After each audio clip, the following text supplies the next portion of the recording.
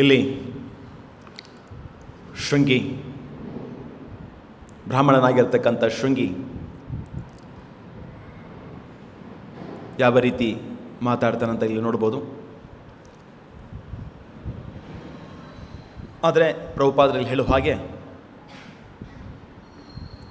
ಸೇವಕರು ಪಾಲಿಸಬೇಕಾದ ತತ್ವಗಳನ್ನು ತೊರೆದು ಕಾಗೆಗಳಂತೆ ಮತ್ತು ಬಾಗಿಲು ಕಾಯುವ ನಾಯಿಗಳಂತೆ ತಮ್ಮ ಯಜಮಾನರ ವಿರುದ್ಧ ಪಾಪಾಚರಣೆ ತೊಡಗಿರುವ ಕ್ಷತ್ರಿಯ ವರ್ಗದ ಪಾಪಗಳನ್ನು ನೋಡಿರಿ ಅಂತ ಹೇಳ್ತಾರೆ. ಹೌದು, ನಿಜವಾಗಿಯೂ ಕ್ಷತ್ರಿಯರು ಅಂತ ಹೇಳಿದ್ರೆ ತೋಳುಗಳಿದ್ದ ಹಾಗೆ. ತೋಳುಗಳು ಇಡೀ ದೇಹದ ರಕ್ಷಣೆಯನ್ನು ಕೊಡಬೇಕು. ದೇಹದ ರಕ್ಷಣೆ ಅಂತ ಹೇಳಿದ್ರೆ ಇಲ್ಲಿ ಶಾಸ್ತ್ರ ನಮಗೆ ಹೇಳುತ್ತೆ, ಭಾಗವತಂ ಭಗವದ್ಗೀತೆ ನಮಗೆ ಹೇಳುತ್ತೆ, ತಲೆ ಅಂದರೆ ಬ್ರಾಹ್ಮಣರು ಮಾರ್ಗದರ್ಶನ ಮಾಡಬೇಕು, ಕ್ಷತ್ರಿಯರು ಸಕಲ ರಕ್ಷಣೆಯನ್ನು ಕೊಡಬೇಕು, ವೈಶ್ಯರು ವ್ಯಾಪಾರಸ್ಥವನ್ನು ನೋಡಬೇಕು, ಹೊಟ್ಟೆ ಅಂತ ನಾವು ಶಾಸ್ತ್ರಗಳನ್ನು ನಿರ್ಧರಿಸುತ್ತೆ. ಹಾಗೆ ಕಾಲು ಶೂದ್ರರು. ಇವರೆಲ್ಲರೂ ಆಯಾ ವರ್ಗದಲ್ಲಿ ಕೆಲಸ ಕಾರ್ಯಗಳನ್ನು ನಿರ್ವಹಿಸ್ತಾ ಇದ್ದಾರೋ ಇಲ್ಲಂತ ನೋಡೋ ಒಬ್ಬ ಅಡ್ಮಿನಿಸ್ಟ್ರೇಷನ್ ಬೇಕು, ಒಬ್ಬ ಅಧಿಕಾರಿ ಬೇಕು. ಆ ಅಧಿಕಾರಿನೇ ಕ್ಷತ್ರಿಯ ಅಂತ ಕರೆಯೋದು ನಮ್ಮ ಸಂಸ್ಕೃತದಲ್ಲಿ. ಈ ಕ್ಷತ್ರಿಯರು ಆಯಾ ವರ್ಗದವರು ಬ್ರಾಹ್ಮಣನಾಗೇ ಇರಬೇಕು, ಕ್ಷತ್ರಿಯನಾಗಿರಬೇಕು, ವೈಶ್ಯನಾಗಿರಬೇಕು, ಶೂದ್ರನಾಗಿರಬೇಕು. ಇಲ್ಲಿ ಬ್ರಾಹ್ಮಣನು ಕೂಡ ಒಂದು ಬಾರಿ ಬೇಡವಾಗಿರ್ತಂಥ ಕೆಲಸಗಳನ್ನು ಮಾಡಬೇಕಾಗತ್ತೆ. ಭಾಗವತಂ ಪ್ರಕಾರ ಯಜ್ಞಯಾಗಾದಿಗಳನ್ನು ಮಾಡಬೇಕಾದ್ರೆ ಒಂದು ಹಸುವನ್ನು ಕೊಂದು ಬ್ರಾಹ್ಮಣ ಹಾಕಬೇಕಾಗತ್ತೆ. ಅಯ್ಯೋ, ನಾನು ಹಸುವನ್ನು ನಾನು ಮಾಂಸ ಮುಟ್ಟೋದಿಲ್ಲ, ನಾನು ಮಾಡೋದಿಲ್ಲ ಅಂತ ಹೇಳೋಕ್ಕಾಗಲ್ಲ. ಯಾಕೆಂದರೆ ಉದ್ದೇಶ ಏನು ಅಂತ ಹೇಳಿದ್ರೆ, ವೇದಗಳು ನಮಗೆ ನಿರ್ಧರಿಸುವಂತೆ ಹಾಗೆ ಮಾಡಿರ್ತಕ್ಕಂಥ ಯಜ್ಞಯಾಗಾದಿಗಳು, ಹಾಗೆ ಅರ್ಪಿಸಿದಂಥ ಆ ಮುದಿಯಾಗಿರ್ತಕ್ಕಂಥ ಹಸುವನ್ನು ನವಯೌವನವನ್ನು ಪಡೆಯೋದಾಗಿದೆ. ಅಷ್ಟೇ ಅಲ್ಲ, ಆ ಯಜ್ಞ ಪರಿಪೂರ್ಣ ಆಗಿದೆಯೋ ಇಲ್ಲೋ ಅಂತ ಬ್ರಾಹ್ಮಣ ಪರೀಕ್ಷೆ ಮಾಡ್ತಾನೆ. ಅಲ್ಲೊಬ್ಬನ ಮೇನ್ ಹೋಗ್ತಾ ಇರ್ತಾನೆ, ಬ್ರಾಹ್ಮಣ ಇರ್ತಾನೆ. ಹಾಗೇನಾದರೂ ಅದು ನವಯೌವನ ಪಡೆದು ಹೊರಗೆ ಬರಲಿಲ್ಲ ಅಂತ ಹೇಳಿದ್ರೆ ಮತ್ತೆ ಗಂಗಾಜಲವನ್ನು ಸ್ಪರ್ಶ ಮಾಡಿ ಮತ್ತೆ ಎಲ್ಲಿ ತಪ್ಪಾಗಿದೆಯೋ ಅಲ್ಲಿ ಮಂತ್ರನ ಉಚ್ಚಾರ ಮಾಡಿದ್ಮೇಲೆ ಅದು ಹೊರಗೆ ಬರುತ್ತೆ. ಪರೀಕ್ಷೆ ಮಾಡಲಿಕ್ಕಾಗಿದೆ ಅಷ್ಟೇ. ಅದರ ಹಿನ್ನೆಲೆ ಇರತಕ್ಕಂಥ ಉದ್ದೇಶ ನಾವು ಅರ್ಥಕೊಂಡಾಗ ಅದು ಯಾವುದೂ ಪಾಪ ಅಲ್ಲ. ಇಲ್ಲ, ಬ್ರಾಹ್ಮಣ ಆರಾಮಾಗಿರ್ತಾನೆ, ಸಾಧುಗಳಂದರೆ ಆರಾಮಾಗಿ ತಲೆಗೆ ಹಾಕ್ಕೊಂಡು ಒಳ್ಳೆ ಡ್ರೆಸ್ ಹಾಕ್ಕೊಂಡು ಅಡ್ಡಾಡ್ತಾರೆ ಕಾರಲ್ಲಿ. ಹಿಂದ್ಗಡೆ ಎಷ್ಟೊಂದು ಪ್ರೆಸರ್ಸ್ ಇರುತ್ತೆ, ಹಿಂದ್ಗಡೆ ನಿಭಾಯಿಸಬೇಕಾಗತ್ತೆ. ಕರ್ತವ್ಯ ಪಾಲನೆಯಲ್ಲಿ ನಮಗೆ ಕಷ್ಟ ಆದರೂ ಕೂಡ ನಿರ್ವಹಿಸಬೇಕಾಗತ್ತೆ. ಆಯಾ ವರ್ಗದಲ್ಲಿ ಅವರಿಗೆ ತೊಂದರೆಗಳು ಇದ್ದೇ ಇರುತ್ತೆ. ಆದರೆ ಅದನ್ನು ನಮ್ಮ ಒಂದು ಸಾಧನದಲ್ಲಿ ಶಕ್ತಿ ಅಡಗಿದೆ ಅದರಲ್ಲಿ. ಅದಕ್ಕೆ ಪ್ರಭುಪಾದರು ಬ್ರಾಹ್ಮಿ ಮುಹೂರ್ತದಲ್ಲಿ ಎದ್ದು ಮಂಗಳಾರತಿ ಅಂತ ಕೊಟ್ಟಿದ್ದಾರೆ, 16 ಮಾಲೆ ಜಪ ಕೊಟ್ಟಿದ್ದಾರೆ, 4 ನಿಯಮವನ್ನು ಕೊಟ್ಟಿದ್ದಾರೆ, ಪ್ರಸಾದವನ್ನು ಸ್ವೀಕಾರ ಮಾಡಿ ಕೊಟ್ಟಿದ್ದಾರೆ. ಹೇಗೆ ಡಾಕ್ಟರ್ ನಿಮಗೇನಾದರೂ ತೊಂದರೆ ಆದರೆ ಪ್ರಿಸ್ಕ್ರಿಪ್ಷನ್ ಬರೀತಾರಲ್ಲ, 4 ಹೊತ್ತು ಟ್ಯಾಬ್ಲೆಟ್ ತೊಗೊಳಕ್ಕೆ ಹೇಳ್ತಾರೆ, ಬೆಳಗ್ಗೆ ಮಧ್ಯಾಹ್ನ ಸಾಯಂಕಾಲ ರಾತ್ರಿ ತೊಗೊಳಮ್ಮ ಸರಿಯಾಗಿ ಹೋಗ್ತೀಯ. ಅದಕ್ಕೆ ಪ್ರಭುಪಾದರು ನಮಗೆ ಬಂದು, ಯಾಕೆ ಇವರು ಆಧ್ಯಾತ್ಮಿಕ ವೈದ್ಯರು ಹೇಳಿದ್ದಾರೆ, ನೋಡು ಈ ರೀತಿ ಜೀವನ ಮಾಡು, ಪ್ರಾಣಿತ್ವದಿಂದ ಹಿಡಿದು ಮನುಷ್ಯರಾಗಿ ಬದುಕ್ತೀಯ ನೀನು ಅಂತ ಹೇಳ್ತಾರೆ. ಇಲ್ಲ, ನಾನು ಪ್ರಾಣಿನೇ ಆಗ್ತೇನೆ ಅಂದರೆ ಯಾರು ಏನು ಮಾಡೋಕ್ಕಾಗಲ್ಲ. ಎಲ್ರಿಗೂ ಸ್ವಾತಂತ್ರ್ಯ, ಅವ್ರದವರಿಗೆ ಸ್ವಾತಂತ್ರ್ಯ ಕೊಟ್ಟಿದ್ದಾನೆ ಭಗವಂತ. ಅದನ್ನು ಸ್ವಾತಂತ್ರ್ಯ ಯಾರಿಗೂ ಕೂಡ ಕಠಿಣವಾಗಿ ಹಿಡಿದು ಹೀಗೆ ಮಾಡು ಅಂತ ಹೇಳೋಕ್ಕಾಗೋದಿಲ್ಲ. ಅದಕ್ಕೆ ಭಗವಂತ ಅಲ್ಪ ಸ್ವತಂತ್ರವನ್ನು ಕೊಟ್ಟಿದ್ದಾನೆ. ಅಲ್ಪ ಸ್ವತಂತ್ರವನ್ನು ಅಗಾಧವಾಗಿ ನಾವು ತಗೊಳ್ತೇವೆ. ಏನಾದರೂ ನಾನು ಮಾಡ್ಬೋದು ಅಂತ, ಏನಾದರೂ ಮಾಡಬೇಕು ಅಂತ ಹೇಳದೆ ಹೋದರೆ ಅಲ್ಲಿ ಕೊನೆಗೆ ಅಂತ್ಯಕಾಲದಲ್ಲಿ ದುಃಖ ಬರುತ್ತೆ. ಯೌವನವಿದ್ದಾಗ, ಈ ನವಯೌವನ ಇದ್ದಾಗ ಎಲ್ಲ ತೃಪ್ತಿ, ದೇಹದ ತೃಪ್ತಿಗಳು ಆನಂದವಾಗುತ್ತೆ. ಆದರೆ ಕೊನೆಯಲ್ಲಿ ವಿಷ ಹೊರಗೆ ಬಂದಾಗ ಗೊತ್ತಾಗುತ್ತೆ. ಹೇಗೆ ಲಾಸ್ಟ್ ಇದರಲ್ಲಿ ಗಂಗಾನಗರದಲ್ಲಿ ಒಂದು ರೇಪ್ ಕೇಸ್ ಆಯಿತು. 13 ವರ್ಷದ ಒಂದು ಮಹಿಳೆಯನ್ನು ಒಂದು 5 ನಿಮಿಷ ತೃಪ್ತಿಗೋಸ್ಕರ 32 ಜನ ತಗೊಂಡು ಕೊನೆಗೇನಾಯಿತು, ಹೇಗೆ ಅವ್ರನ್ನ ಹೊಡೆದ್ರು. ಅಂತ್ಯಕಾಲದಲ್ಲಿ ಹೇಗೆ ಬರುತ್ತೆ ನೋಡಿ ದುಃಖ. ಅದಕ್ಕೆ ವಿಚಾರ ಮಾಡಬೇಕು.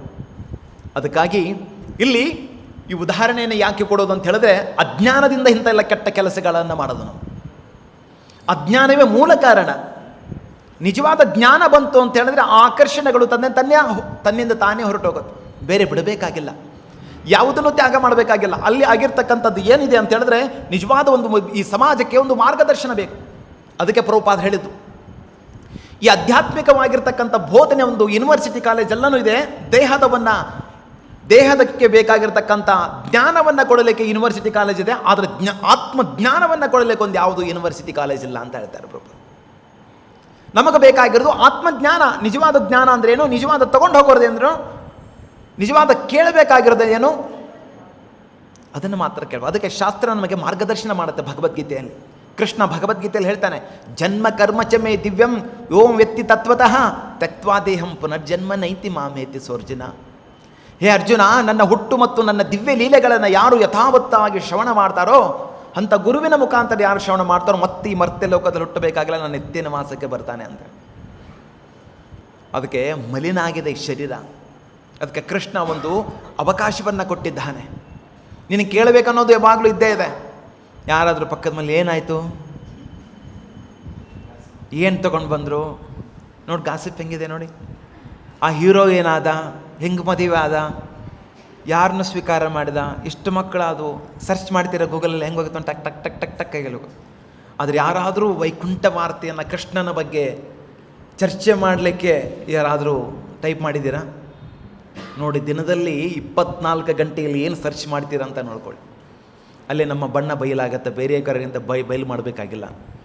ಹೊರಗಡೆ ಮಾತ್ರ ಅಲಂಕಾರ ಮಾಡಿಕೊಂಡು ಚೆನ್ನಾಗಿ ಕಾಣಿಸ್ತೀವಿ, ಅಂತರಂಗದಲ್ಲಿ ನಾನಾ ಥರದ ಕೆಟ್ಟ ವ್ಯವಹಾರಗಳನ್ನು ಹಿಡ್ಕೊಂಡು ಇನ್ನೊಬ್ಬರಿಗೆ ಬಟ್ಟು ಮಾಡಿ ತೋರಿಸ್ತೀವಿ ನಾವು.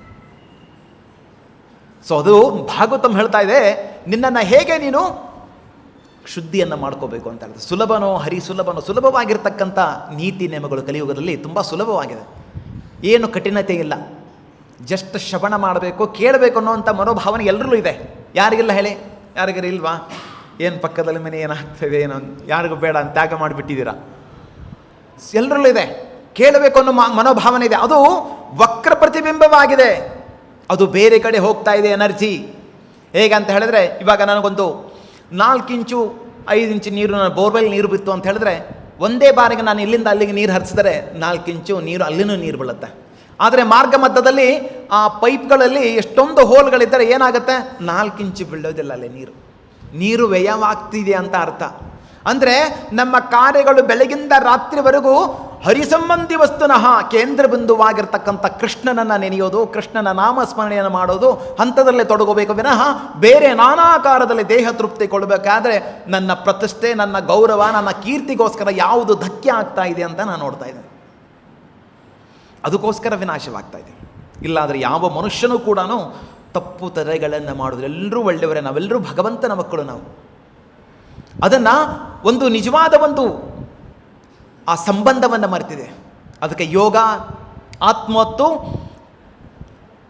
ಪರಮಾತ್ಮನ ನಡುವೆ ಒಂದು ಗ್ಯಾಪ್ ಇದೆ. ಅದೇ ಒಂದು ಯೋಗ, ಅಯ್ಯ ಭಕ್ತಿ ಯೋಗ. ಇದನ್ನು ಸಾಧನೆ ಮಾಡುವ, ಅದು ಗುರು ಕೊಡ್ತಾನೆ ನೇರವಾಗಿ. ತುಂಬ ಸುಲಭವಾಗಿರ್ತಕ್ಕಂಥ ನೀತಿ ನಿಯಮಗಳನ್ನ ಕಲಿಯುವುದಕ್ಕೆ ಎಷ್ಟು ಸಾಧ್ಯವೋ ಎಲ್ಲರೂ ನಿರ್ವಹಿಸುವಂತೆ ಕೊಟ್ಟಿದ್ದಾರೆ. ಆದರೆ ಅದು ಯಾಕೆ ನಮಗೆ ಗಂಭೀರವಾಗಿ ತಗೊಳ್ತಾ ಇಲ್ಲ, ಯಾಕೆ ನಮಗದು ಕಠಿಣವಾಗ್ತಾ ಇದೆ ಅಂದರೆ ಅದನ್ನು ಗಂಭೀರವಾಗಿ ನಾವು ತಗೊಳ್ತಾ ಇಲ್ಲ, ಅದನ್ನು ಸರಿಯಾದ ಒಂದು ಮಾರ್ಗದರ್ಶನದಿಂದ ಕೇಳ್ತಾ ಇಲ್ಲ. ಅದಕ್ಕೋಸ್ಕರ ಇಲ್ಲಿ ಶೃಂಗಿ,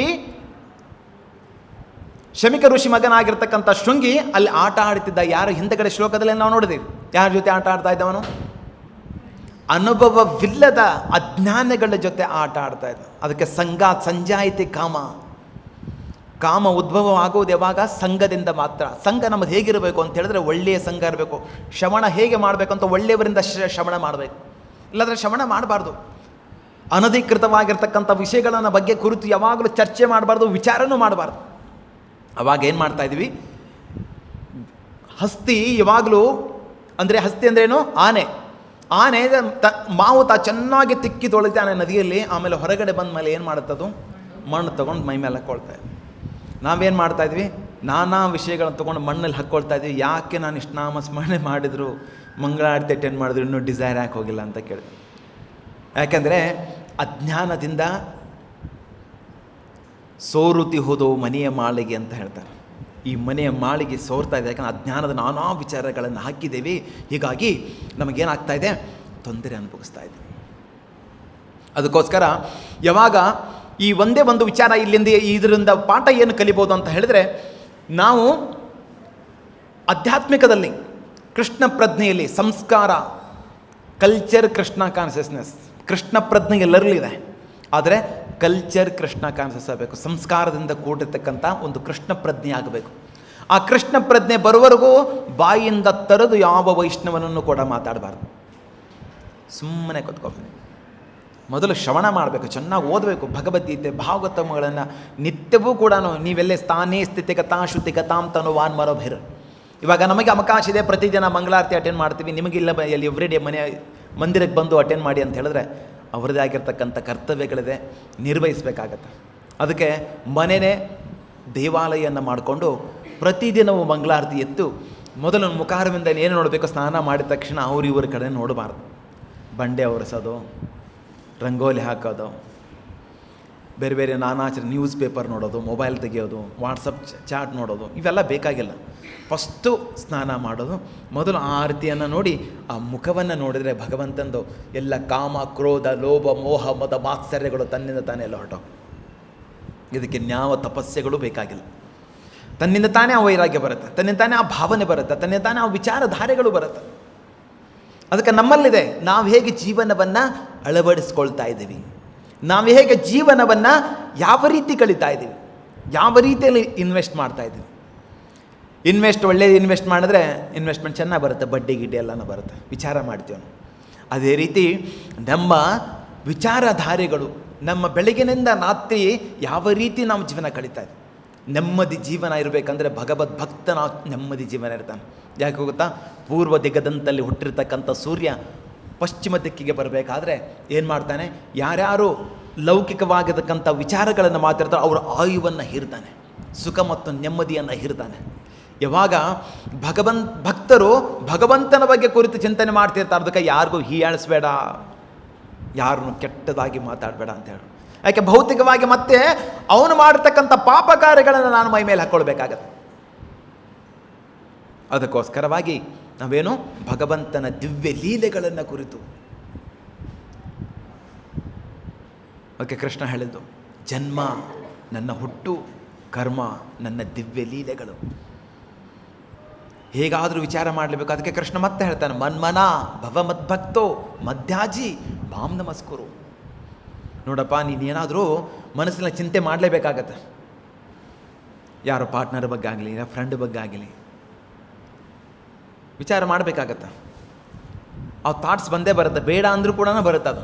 ಯಾಕಂದರೆ ದಿನನಿತ್ಯವೂ 24 ಗಂಟೆಲಿ ಅದರಲ್ಲೇ ತೊಡಗಿರೋದು, ಏನರಲ್ಲೇ ತೊಡಗಿರ್ತೋ ಅದು ವಿಚಾರಗಳು ಬರುತ್ತೆ. ಆದ್ದರಿಂದ ಕೃಷ್ಣ ಏನು ಹೇಳ್ತಾನೆ, ಜನ್ಮ ಕರ್ಮ ನನ್ನ ಹುಟ್ಟು ಮತ್ತು ನನ್ನ ದಿವ್ಯ ಲೀಲೆಗಳನ್ನು ಕುರಿತು ಓದು. ನಾವು 16 ಮಾಲೆ ಎಲ್ಲರೂ ಜಪ ಮಾಡ್ತೀವಿ, ಓದು ಅಂದರೆ ಕೆಳಗೆ ಚಂದ ಇಡ್ತೀವಿ, ತುಂಬ ಬ್ಯುಸಿ. ಅದರಲ್ಲಿ ಬ್ಯುಸಿ ವಿಚಾರ ಮಾಡಿ, ನೀವು ಯಾವ್ದ್ರಲ್ಲಿ ಬ್ಯುಸಿ ಇದ್ದೀರ ಅಂತ ನಿಮಗೆ ಗೊತ್ತಾಗುತ್ತೆ. ಸೊ ಯಾವಾಗ ಪ್ರಭುಪಾದರು ಯಾಕೆ ವೆರೈಟಿ ಕೊಟ್ಟಿದ್ದಾರೆ, ವೆರೈಟಿ ಬೇಕು. ಒಂದೇ ಸಬ್ಜಿ, ಒಂದೇ ರೊಟ್ಟಿ, ಸೇಮ್ ಸಾಂಬಾರ್, ಸೇಮ್ ರೈಸ್ ದಿನಂಪ್ರತಿ ಇಟ್ಬಿಟ್ರೆ ತೊಗೊಳ್ತೀರಾ ನೀವು?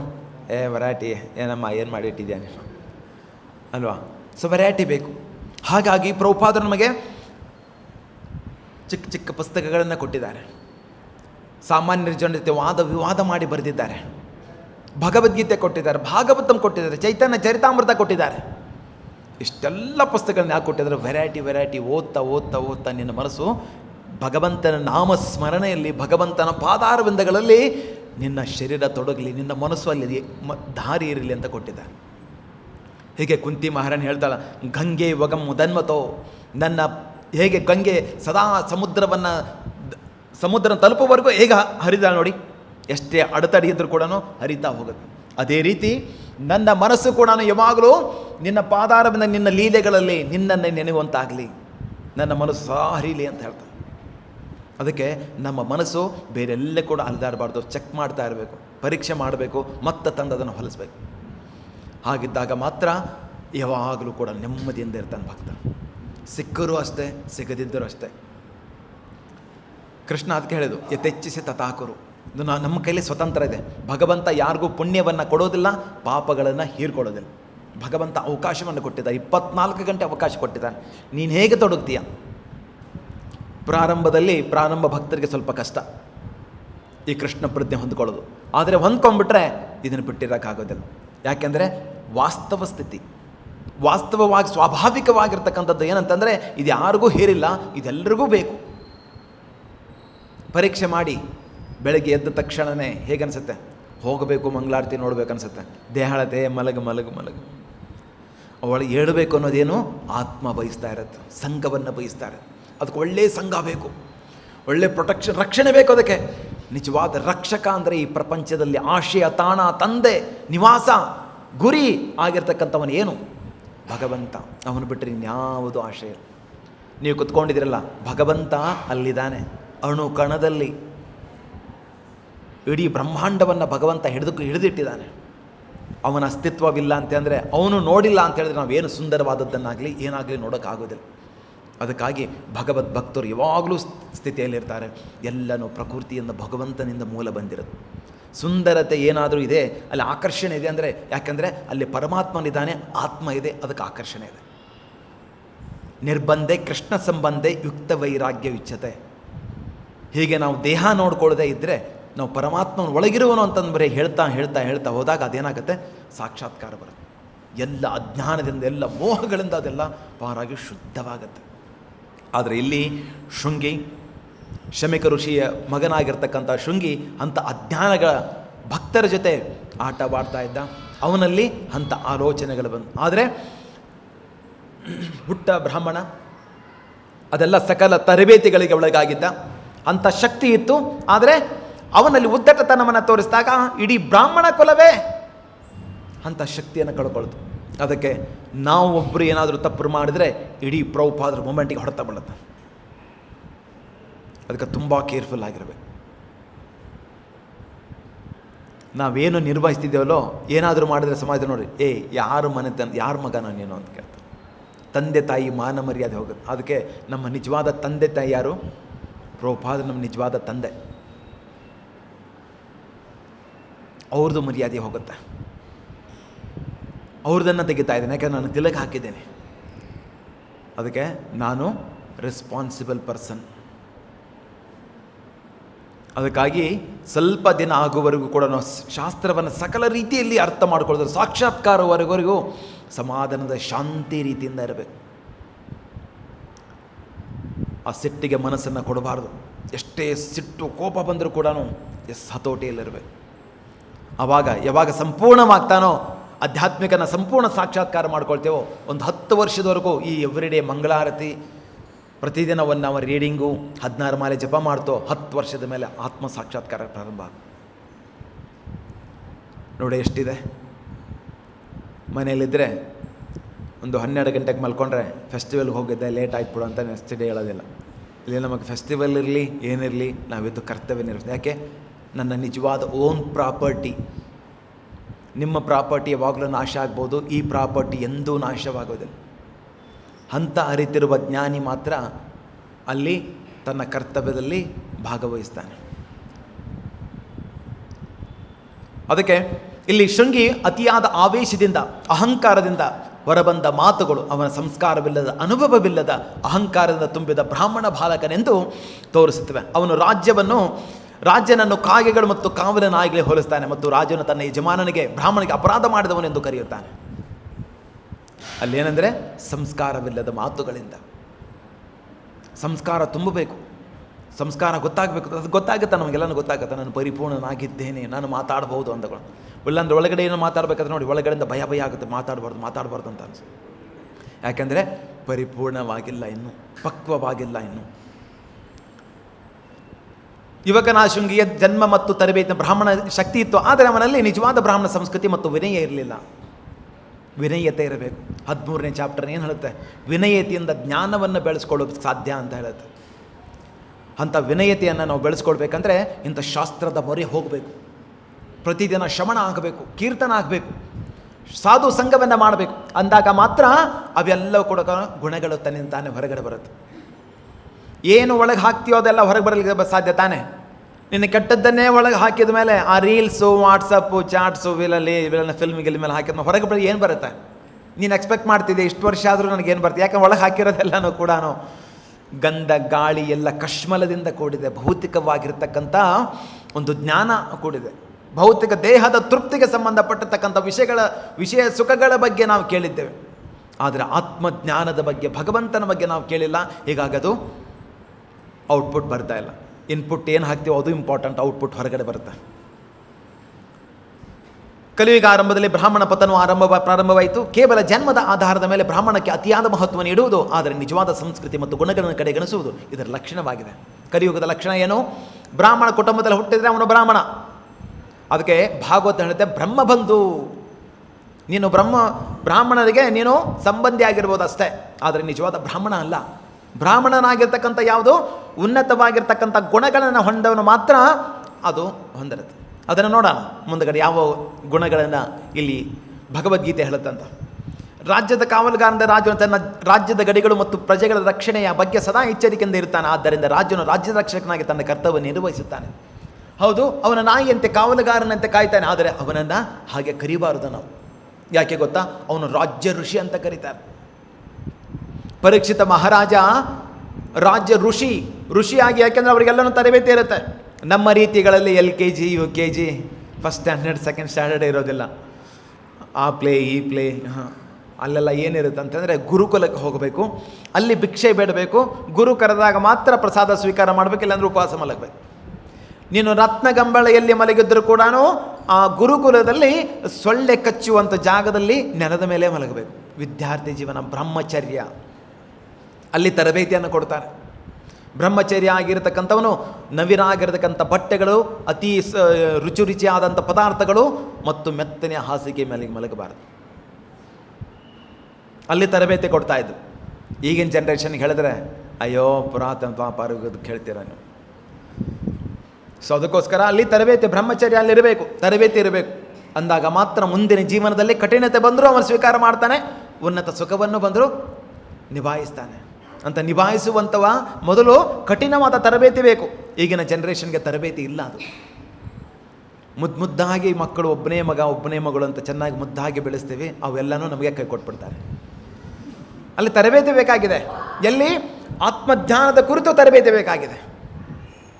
ಅದನ್ನು ಟೇಕ್ ಕೇರ್ ಮಾಡೋದು ಹೇಗಂತ ನಮಗೆ ಗೊತ್ತಿಲ್ಲ. ಅದು ನಿಜವಾದ ಸಂಸ್ಕಾರ ಇರಬೇಕು.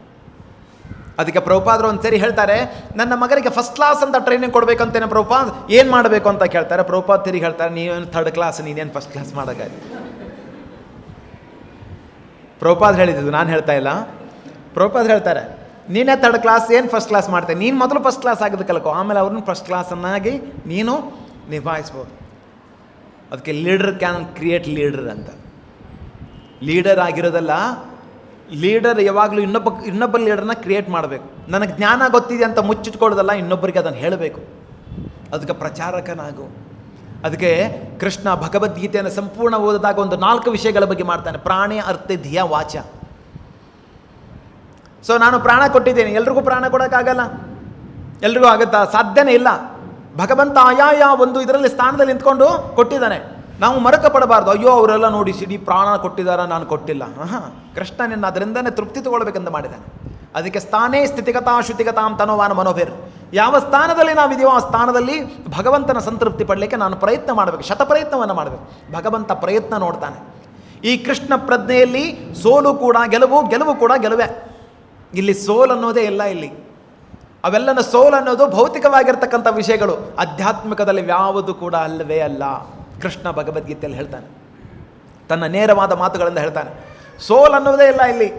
ಅದು ಸೋಲು ಅನ್ನೋದು ಭೌತಿಕವಾಗಿರ್ತಕ್ಕಂಥ ವಿಷಯ. ಅದು ಇಲ್ಲಿ ಗೆಲುವೆ. ಪ್ರಯತ್ನ ಮಾಡು ಅಂತ ಕೃಷ್ಣ ಹೇಳ್ತಾನೆ. ಭಗವದ್ಗೀತೆ 12ನೇ ಅಧ್ಯಾಯ ನೀವು ಓದಿ, ಭಗವಂತ ನಾನಾ ಥರದ ಅವಕಾಶ ಕೊಡ್ತಾನೆ. ನನ್ನ ಬಗ್ಗೆ ಶ್ರವಣ ಮಾಡು, ಶ್ರವಣ ಆಗಿದ್ದರೆ ಪ್ರಯತ್ನ ಮಾಡು, ನನ್ನ ಕಡೆ ಒಂದು ಸಂಬಂಧ ಬೆಳೆಸಲಿಕ್ಕೆ ಪ್ರಯತ್ನ ಮಾಡು, ಮನಸ್ಸಿನಿಂದ ವಿಚಾರ ಆದರೂ ಮಾಡು, ಏನಾದರೂ ಕೊಡು ಅಂತ ಕೇಳ್ತಾನೆ. ನಾನಾ ಥರದ ಮಾಡ್ಕೊಂಡು ಬರ್ತಾನೆ. 20 ಶ್ಲೋಕದಲ್ಲಿ 20 ತರವಾಗಿರ್ತಕ್ಕಂಥ ವೆರೈಟಿಗಳನ್ನು ಹೇಳ್ತಾನೆ.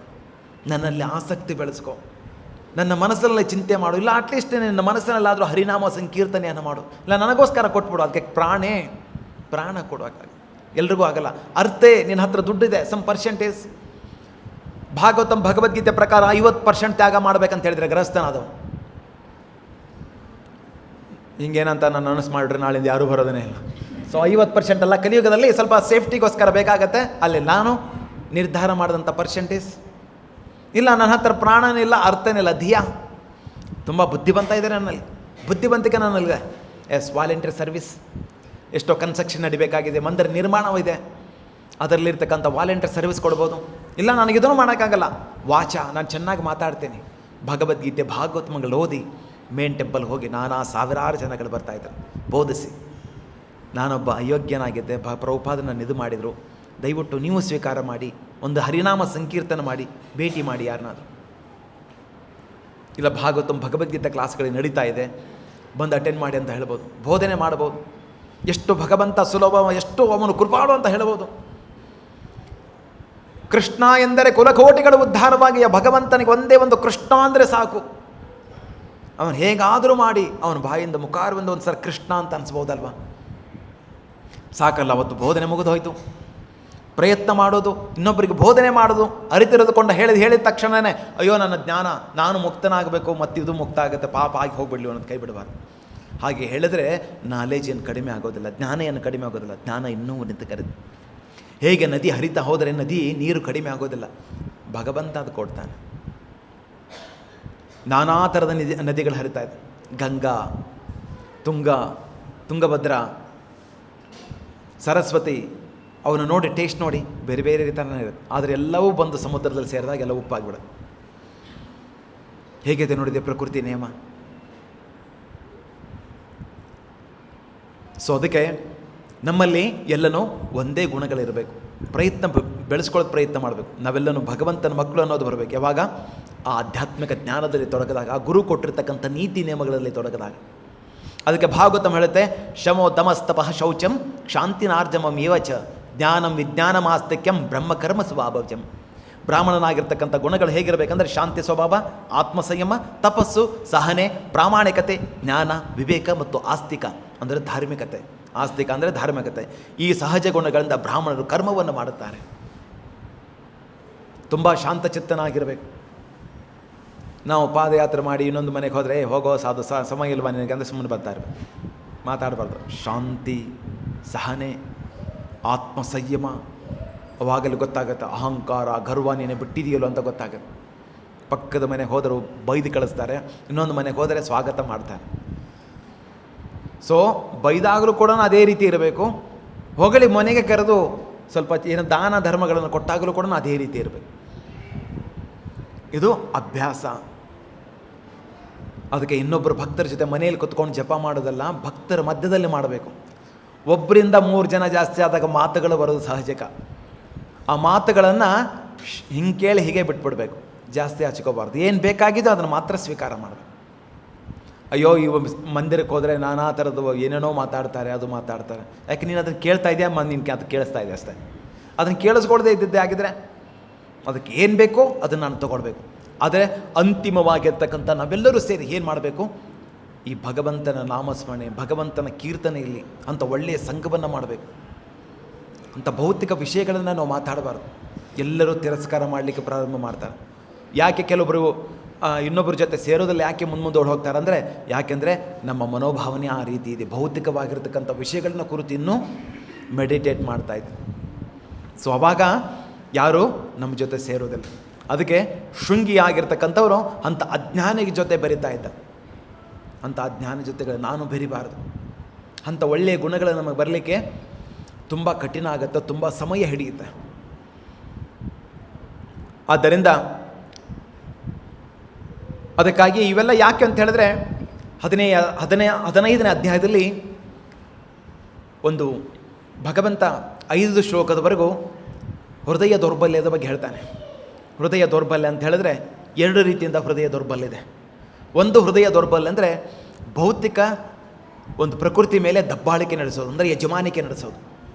ಇವಾಗ ಯಜಮಾನಿಕೆ ನಡೆಸ್ಕೊಂಡು ಹೋಗ್ತೇನೋ, ವಸ್ತುಗಳನ್ನು ಅಕ್ವೈರ್ ಮಾಡ್ಕೊಂಡು ಹೋಗ್ತೇನೆ. ಯಜಮಾನಿಕೆ ನಡೆಸ್ಕೊಂಡು ನಾನು ಸಂಗ್ರಹಣ ಮಾಡ್ತೇನೆ. ಸಂಗ್ರಹಣ ಮೇಲೆ ಅದರ ಮೇಲೆ ಅವಲಂಬನೆ ಜಾಸ್ತಿ ಆಗುತ್ತೆ. ಅವಲಂಬನೆ ಜಾಸ್ತಿ ಆಯಿತು, ಎಲ್ಲ ಆಧ್ಯಾತ್ಮಿಕ ಜ್ಞಾನ ಪತನವಾಗಿ ಹೊರಟೋಗ್ಬಿಡು. ಅದಕ್ಕೋಸ್ಕರ ಈ ಲಾಡಿಂಗ್ ಓವರ್ ಟೆಂಡೆನ್ಸಿ ಏನಿದೆಯಲ್ಲ ನಾವು ಬಿಡಬೇಕು. ಅದನ್ನು ಹೇಗೆ ಬಿಡಬೇಕು ಅಂತ 15ನೇ ಅಧ್ಯಾಯದಲ್ಲಿ 5 ಶ್ಲೋಕದವರೆಗೆ ಚೆನ್ನಾಗಿ ವಿವರಣೆ ಮಾಡ್ತಾನೆ. ಭಗವಂತ ಕೊನೆಯಲ್ಲಿ ಹೇಳ್ತಾನೆ ಯಾವ ರೀತಿ ಇರಬೇಕು ಅಂತ. ಅದಕ್ಕಾಗಿ ಅವನು ಗಂಭೀರವಾಗಿ ಶ್ಲೋಕಗಳನ್ನು ಓದಬೇಕು. ಆವಾಗ ಈ ಹೃದಯ ದೌರ್ಬಲ್ಯ ಅನ್ನೋದು ಹೊರಟೋಗಿ ಭಗವಂತನ ಮೇಲೆ ಆಗಿರ್ತಕ್ಕಂಥ ಪ್ರೀತಿ ಪ್ರೇಮಗಳು ಬರಲಿಕ್ಕೆ ಪ್ರಾರಂಭವಾಗಿ ಭಗವಂತ ಎಲ್ಲನೂ ಕೊಟ್ಟಿದ್ದಾನೆ. ಆ 15ನೇ ಅಧ್ಯಾಯ ಯಾವ ರೀತಿಯಿಂದ ಬಿಡುಗಡೆ ಹೊಂದಬೇಕು ಅಂತ ಹೇಳ್ತಾನೆ. ಈ ಭೌತಿಕ ಪ್ರಪಂಚದಲ್ಲಿ ಹೇಗೆ ಅಶ್ವತ್ಥ ವೃಕ್ಷ ಬೇರುಗಳು ಮೇಲೆ ಆಗಿ ಟೊಂಗೆಗಳು ಹೇಗೆ ಕೆಳಗಾಗಿ ಎಲೆಗಳು ಕೆಳಗಿರುತ್ತೋ ಹಾಗಿರುತ್ತೆ. ಈ ಗಿಡಗಳನ್ನು ನೀವು ನೋಡಬಹುದು ಅಂತ ಹೇಳ್ತಾರೆ. ಎಲ್ಲಿ? ನದಿಯ ದಂಡೆಯ ಮೇಲೆ, ಕೆರೆಯ ದಂಡೆಯ ಮೇಲೆ ನೋಡ್ಬೋದು. ಅಲ್ಲಿ ಹೇಗೆ ಕಾಣಿಸುತ್ತೆ? ಅದರ ಬೇರುಗಳು ಮೇಲೆ ಆಗಿ ಕಾಣಿಸುತ್ತೆ, ಅದರೆಲ್ಲನೂ ಪ್ರತಿಬಿಂಬ ಕಾಣಿಸುತ್ತೆ. ಆದ್ದರಿಂದ ಭೌತಿಕದ ವಿಷಯಗಳ ಬಗ್ಗೆ ನಾವು ಆಸಕ್ತಿ ವಹಿಸ್ತೇವೆ, ಫಲಗಳ ಬಗ್ಗೆ ಆಸಕ್ತಿ ವಹಿಸ್ತೇವೆ. ಆ ಎಲೆಗಳ ಬಗ್ಗೆ ಯಾವಾಗ ಅದರ ಬಗ್ಗೆ ನಾವು ಆಸಕ್ತಿ ವಹಿಸ್ತೇವೋ ಅಲ್ಲಿ ಪತನವಾಗುತ್ತೆ, ಕೃಷ್ಣ ಪ್ರಜ್ಞೆ ಆಗುತ್ತೆ. ನಮ್ಮನ್ನು ಹುಡುಕೋದು ಮೂಲ ಬೇರು. ಬೇರು ಯಾರು? ದೇವೋತ್ತಮ ಪರಮಪುರುಷ. ಅವನಿಂದ ಇವೆಲ್ಲ ದೇವತೆಗಳು ಎಲ್ಲರೂ ಬಂದಿರತಕ್ಕ.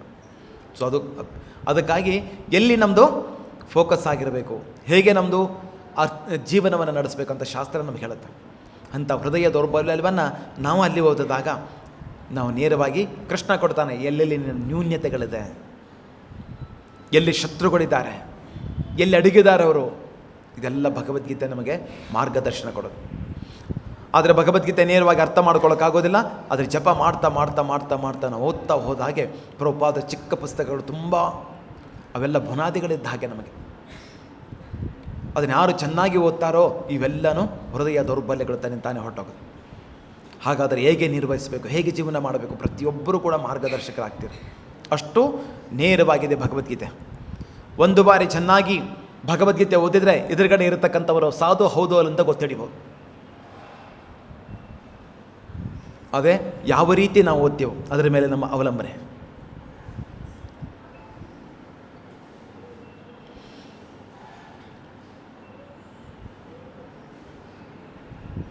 ಆದರೆ ಶೃಂಗಿ ಇಷ್ಟೆಲ್ಲನೂ ಬ್ರಾಹ್ಮಣ ಕುಲದಲ್ಲಿ ಹುಟ್ಟಿ ಎಲ್ಲ ಗುಣಗಳಿತ್ತು. ಅಂಥ ಮಂತ್ರ ತಂತ್ರಗಳನ್ನು ಅವನು ಕಲಿತಿದ್ದ. ಇನ್ನೊಬ್ಬರಿಗೆ ಶಾಪ ಹಾಕುವ ಶಕ್ತಿ ಅವನಲ್ಲಿತ್ತು. ಆದರೆ ಸಂಸ್ಕಾರವಿರಲಿಲ್ಲ. ಅದಕ್ಕೆ ಸಂಸ್ಕಾರ ಬೇಕು. ಶೃಂಗಿಯ ಪಶ್ಚಾತ್ತಾಪ ಹಿಡಿದ್ರೆ ಅಹಂಕಾರದಿಂದ ಬಂದಿರತಕ್ಕಂಥದ್ದು. ಬ್ರಾಹ್ಮಣ ನಿಜವಾದ ಗುಣ ಏನು? ಕ್ಷಮೆ, ಸಹನೆ, ವಿನಯ, ಭಕ್ತರ ಬಗ್ಗೆ ಗೌರವ. ಇವು ಬ್ರಾಹ್ಮಣನ ಗುಣಗಳು. ಅದಿಲ್ಲ ಅಂತ ಹೇಳಿದ್ರೆ ಇದು ಅಪಾಯಕಾರಿ ಆಗುತ್ತೆ. ಯಾವ ರೀತಿ ಅಂದರೆ, ಒಂದು ಸರ್ಪದ ಮೇಲೆ ಯಾವಾಗ ಆ ರತ್ನ ಇರುತ್ತಲ್ಲೋ ಅಷ್ಟು ಆಗುತ್ತೆ. ಅದನ್ನು ಬೇಕು ಅಂತ ತಕ್ಕೊಳ್ಳೋಕೆ ಹೋದರೆ ನಮ್ಮ ಪ್ರಾಣವನ್ನೇ ಹೊರಟು ಹೋಗ್ಬಿಡುತ್ತೆ. ಇನ್ನೊಂದು ಉದಾಹರಣೆ ನೋಡೋದಾದರೆ, ಈ ಗರ್ಭದಿಂದ ಹೇಗೆ ಪತನವಾಗ್ತಾರೆ ಅಂತ ಹೇಳಿ ನೋಡಿದ್ರೆ, ಅಂಬರೀಷ ಮಹಾರಾಜ ಮಹಾನ್ ಭಕ್ತನಾಗಿದ್ದ. ಅವನು ಭೌತಿಕದಲ್ಲಿರ್ತಕ್ಕಂಥ ಸಾಮಾನ್ಯ ರಾಜ್ಯನಾಗಿದ್ದ. ಆದರೆ ಮಹಾಮುನಿ ಯಾರದು? ದುರ್ವಾಸ ಮುನಿ. ಶಿವನ ಅವತಾರ, ಎಲ್ಲ ಶಕ್ತಿ ತಪಸ್ಸುಗಳನ್ನು ತಗೊಂಡಿದ್ದ. ಇವನ್ನು ಆಕಾಶ ಮಾರ್ಗದಲ್ಲಿ ಎಲ್ಲ ದೇವಾನುದೇವತೆಗಳನ್ನು ಅವನು ಭೇಟಿ ಮಾಡಬಹುದಿತ್ತು. ಅಷ್ಟೇ ಅಲ್ಲ, ವೈಕುಂಠ ಲೋಕಕ್ಕೂ ಹೋಗುವಂಥ ಶಕ್ತಿ ಅವರಲ್ಲಿತ್ತು. ಆದರೆ ಒಂದೇ ಒಂದು ಏನಿತ್ತು? ಅಹಂಕಾರ.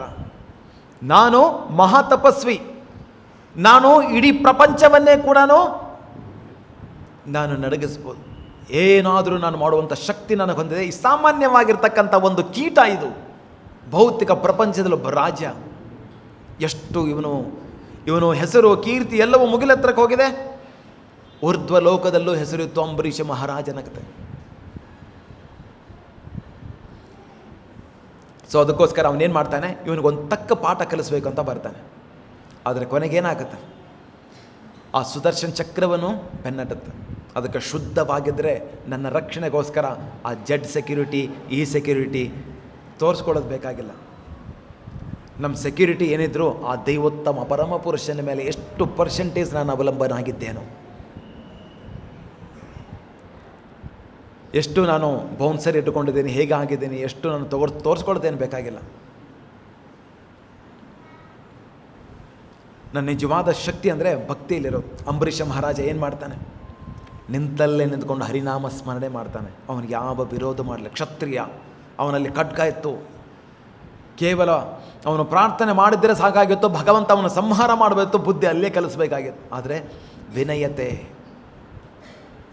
ಸಹನೆ, ಶಾಂತಿ, ಆತ್ಮಸಂಯಮ ಅವನೆಲ್ಲ ಗುಣಗಳಿತ್ತು. ವೈಷ್ಣವನಂದರೆ ಎಲ್ಲ ಗುಣ, ಬ್ರಾಹ್ಮಣನಕ್ಕಿಂತವೂ ಅವನ ಮೇಲು ವೈಷ್ಣವನಂದರೆ ಸದಾ ಹರಿನಾಮ ಸಂಕೀರ್ತನೆಯಲ್ಲಿರ್ತಾನೆ.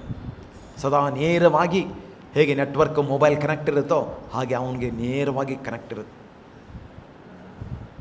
ಸಂಪೂರ್ಣವಾಗಿ ಭಗವಂತನ ಮೇಲೆ ಅವಲಂಬಿತನಾಗಿರ್ತಾನೆ.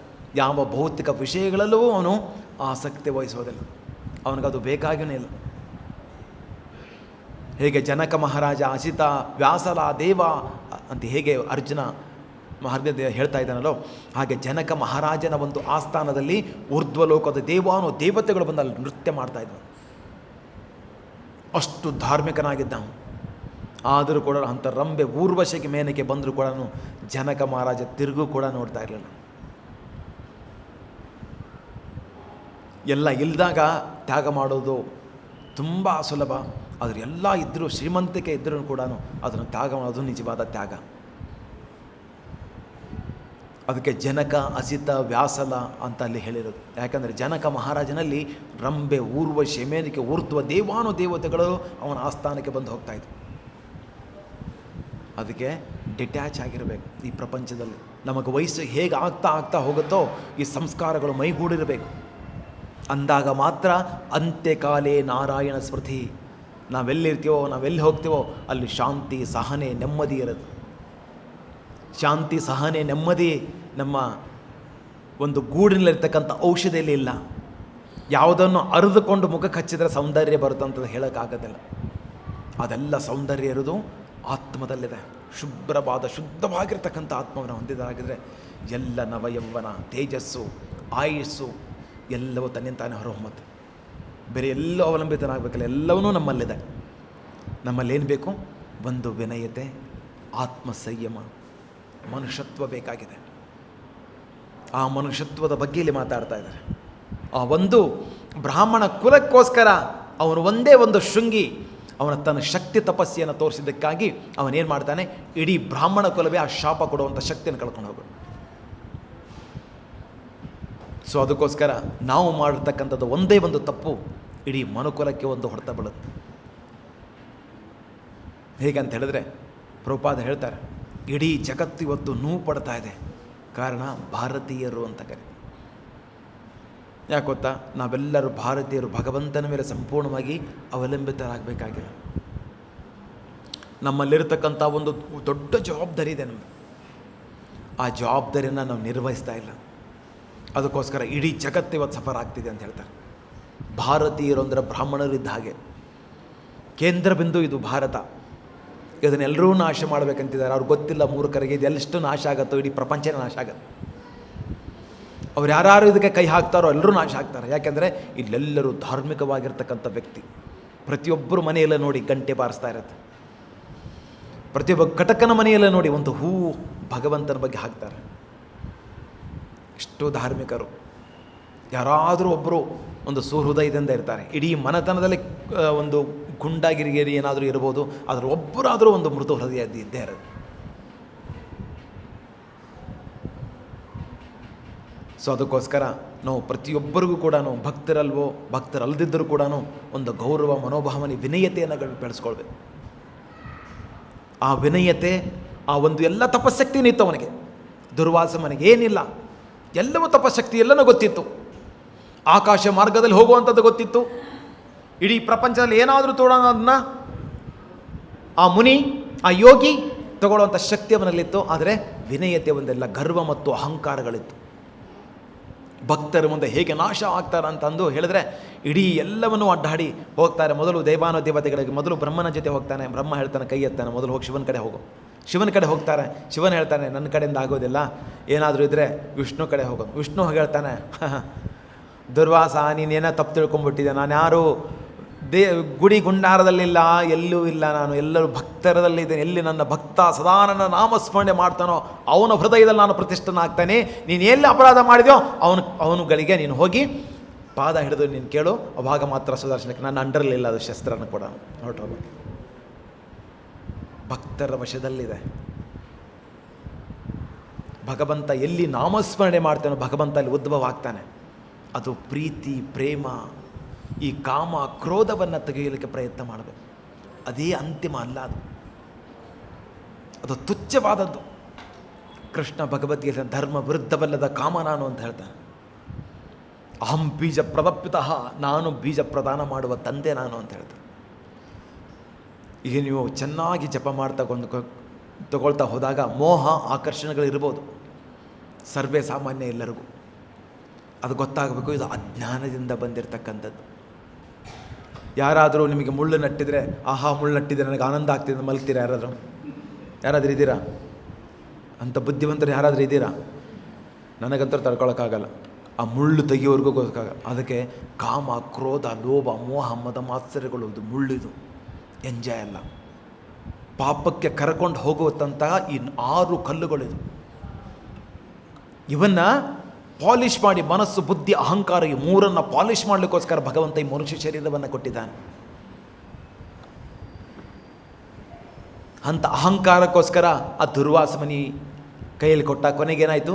ಆ ಭಕ್ತನ ಅಂಬರೀಷ ಮಹಾರಾಜನ ವೈಕುಂಠ ಲೋಕದಿಂದ ಮತ್ತೆ ತಿರುಗಿ ಬಂದು ಅವನು ಪಾದ ಹಿಡ್ಕೊಂಡಿರ್ತಾನೆ.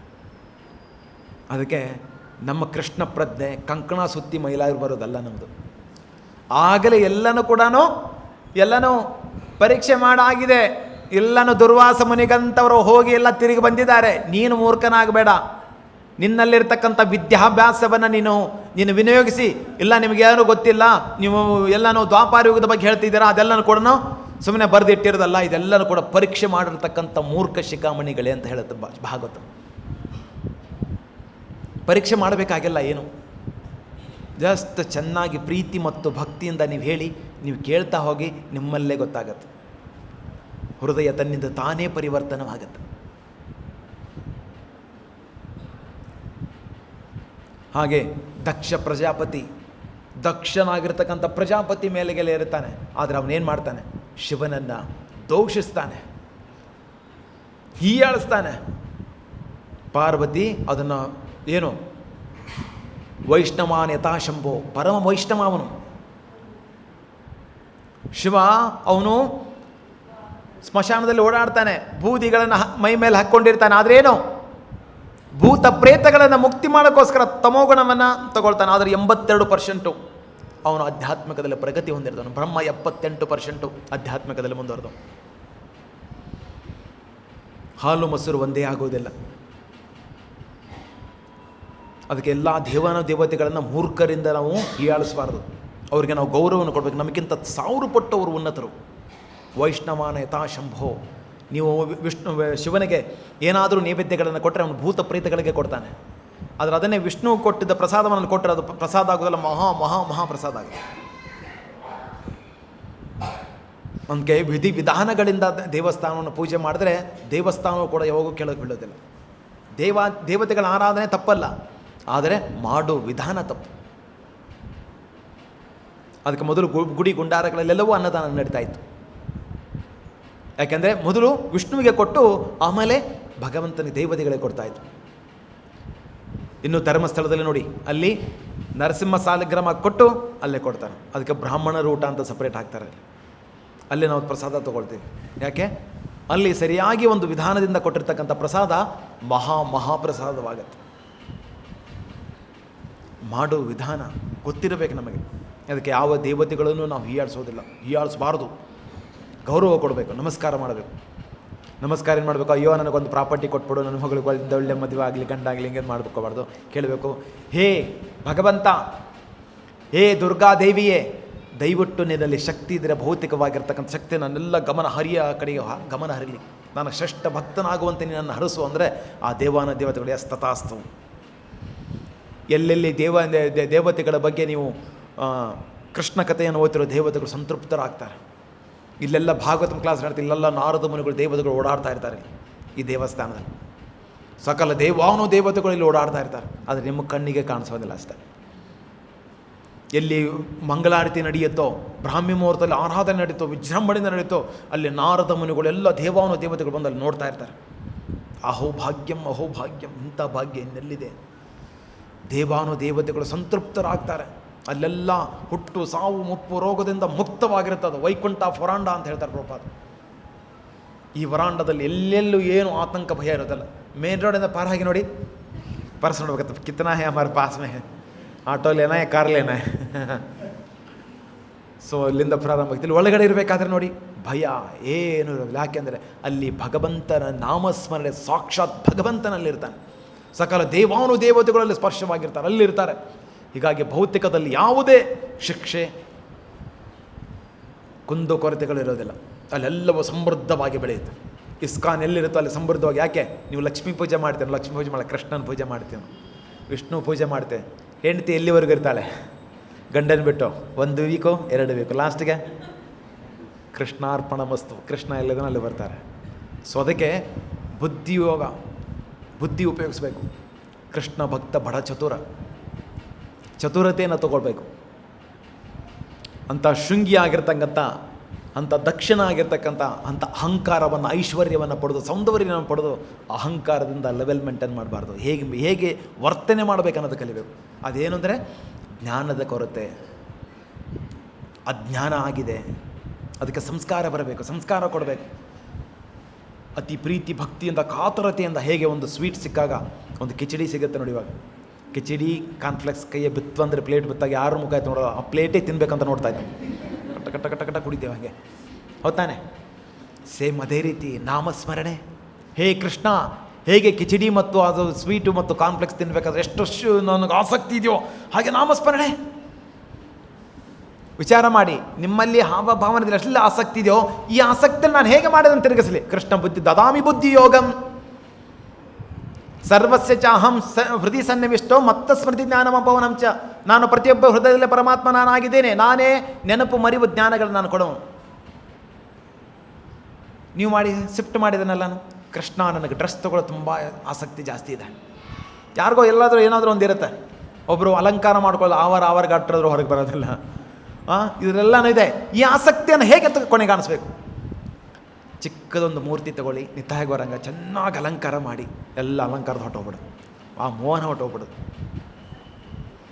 ಇಲ್ಲಾಂದ್ರೆ ಬಂದು ಇಲ್ಲಿ ಬನ್ನಿ, ಅಲ್ಲಿ ನಿಮ್ಮ ಮನೆಯಲ್ಲಿ ಕೂಡ ಸ್ಪೆಂಡ್ ಮಾಡ್ಕೊಳ್ಳೋದಕ್ಕೆ ಅಂತಲೂ ಇಲ್ಲಿ ಬನ್ನಿ. ಸುಂದರವಾದ ರಾಧಾಕೃಷ್ಣ ಏನೇನು ಹಾಕಿದ್ದಾರೆ, ಅವನ ಕಿವಿ ಓಲೆ ಏನಿದೆ, ಏನಿದೆ, ಆ ಮುತ್ತು ರತ್ನ ಏನಿದೆ, ಸೊಂಟಕ್ಕೆ ಏನು ಹಾಕಿದ್ದಾರೆ, ಕೆಜ್ಜೆಗೆ ಏನು ಹಾಕಿದ್ದಾರೆ, ಕೈಗೆ ಏನು ಹಾಕಿದ್ದಾರೆ, ರಾಧಾನ ಹೆಂಗೆ ಅಲಂಕಾರ ಮಾಡಿದರೆ, ಅವನ ಮುಖಾರವಿಂದ ಕಣ್ಣು ಹುಬ್ಬುಗಳನ್ನು ನೋಡೋದ್ರಿಂದ ಕಾಮ ಕ್ರೋಧಗಳು ತಂತಾನೆ ಹೊಟ್ಟವು.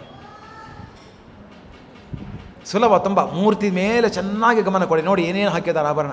ಯಾರಾದರೂ ಒಬ್ರು ಹೋಗ್ತಿರ್ಬೇಕಾದ್ರೆ ನೋಡಿ, ಇಲ್ಲಿ ನೋಡಿ ಯಾರು ಹುಡುಗಿ ಏನು ಡ್ರೆಸ್ ಹಾಕಿದ್ದಾರೆ, ಕಣ್ಣು ಮುಚ್ಕೇಳಿ ಯಾರು ಹೋದ್ರೆ ಇದ್ರಗಡೆ ಅಂತ ಕೇಳಿದ್ರೆ ಎಲ್ಲನೂ ಹೇಳ್ಬಿಡ್ತಾನೆ. ಯಾಕೆಂದ್ರೆ ಆಸಕ್ತಿಯಲ್ಲಿದೆ, ಹೌದು ತಾನೆ? ಯಾರೊಬ್ಬ ಯುವಕ, ಒಳ್ಳೆ ಯುವಕ ಹೋದ್ರಂದರೆ ಓನ್ಲಿ ಯುವತಿ ಅಷ್ಟೇ ಅಲ್ಲ, ಯುವತಿನೂ ಕೂಡ ನೋಡ್ತಾಳೆ. ಯಾರದು ಅಂತ ಕೇಳ್ತಾನೆ, ಎಸ್ ಸರ್ ನೋ. ಯುವಕನೂ ಕೂಡ ನೋಡ್ತಾನೆ. ಒಂದು ಸರಿ ಯುವತಿ ನೋಡಿಬಿಟ್ರೆ ಅವಳು ಏನು ಡ್ರೆಸ್ ಹಾಕಿದ್ರು, ಏನು ಬಳೆ ಹಾಕಿದ್ರು ಎಲ್ಲನೂ ಹೇಳ್ಬಿಡ್ತಾನೆ, ಎಸ್ ಸರ್ ನೋ. ಎಲ್ಲ ಆಸಕ್ತಿ ನಮ್ಮದರಲ್ಲಿದೆ.